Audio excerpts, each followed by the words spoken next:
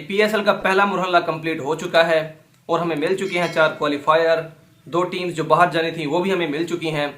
इसके अलावा आज की वीडियो में हम बात करेंगे कि न्यूजीलैंड की जो सीरीज़ है वो भी इस वक्त सर पे है। उसका शेड्यूल ऑफिशियली पीसीबी ने जारी कर दिया है।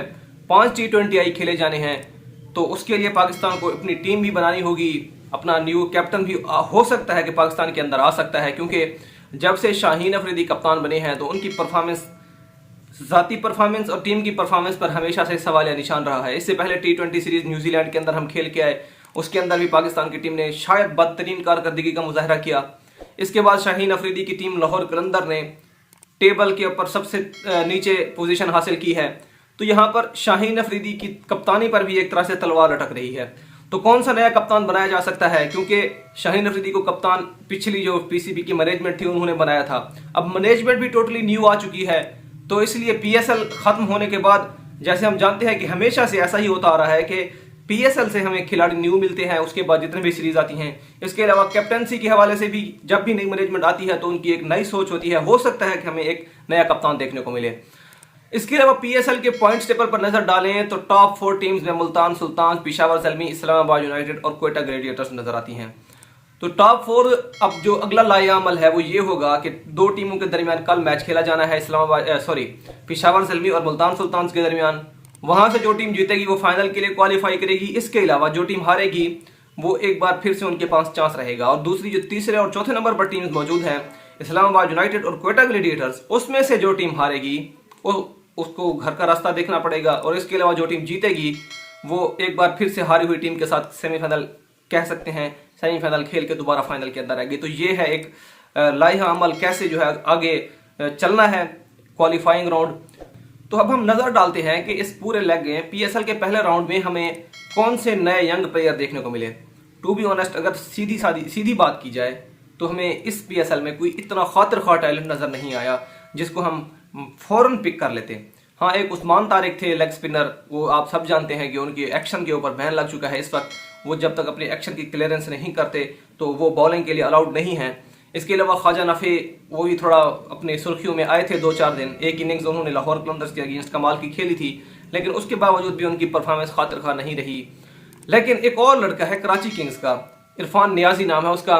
उसने जो है वो अच्छे अच्छे क्रिकेटर्स को, बड़े बड़े क्रिकेटर्स, साबिक क्रिकेटर्स को अच्छा खासा मुतासिर किया है, क्योंकि उन्होंने इस पीएसएल में कुछ इनिंग्स ऐसी खेली हैं जिससे जो है वो बहुत ज़्यादा क्रिकेटर्स की नज़र में वो आ चुके हैं। बहुत से लोग या बहुत से क्रिकेटर्स का ये मानना है कि he can solve the middle order problem, कि वो मिडिल ऑर्डर का प्रॉब्लम सॉल्व कर सकता है। अब सॉल्व करेगा या नहीं ये तो अभी पीएसएल के बाद जब टीम अनाउंस होगी पता चलेगा कि वो टीम में भी आते हैं या नहीं। लेकिन उन्होंने अच्छी कारकर्दगी ज़रूर दिखाई, क्योंकि स्पेशली वो मिडिल ऑर्डर के अंदर उन्होंने आगे परफॉर्मेंस दिखाई। अब देख ले पाकिस्तान टीम के अंदर अभी हाल ही में जो टीम सिलेक्ट हुई थी न्यूजीलैंड के लिए, तो उसमें टोटली ओपनर्स थे। ज़्यादातर ओपनर्स टॉप ऑर्डर के लिए खेलना चाहते थे, और जो मिडिल ऑर्डर में भी मजबूरन खिलाए गए वो भी ओपनर खेलना चाहते थे। ओपनर अगर देख लें उस सीरीज में मोहम्मद रिजवान और सईम अयूब आए थे। बाबर आजम का हाल ही में एक स्टेटमेंट आया कि मैं भी ओपनर खेलना चाहता हूं, लेकिन उनको 2 नंबर पर खिलाया गया। फखर जमा, बहुत से क्रिकेटर्स मानते हैं कि वो नेचुरल ओपनर हैं, लेकिन उनको 4 नंबर पर खिलाया गया।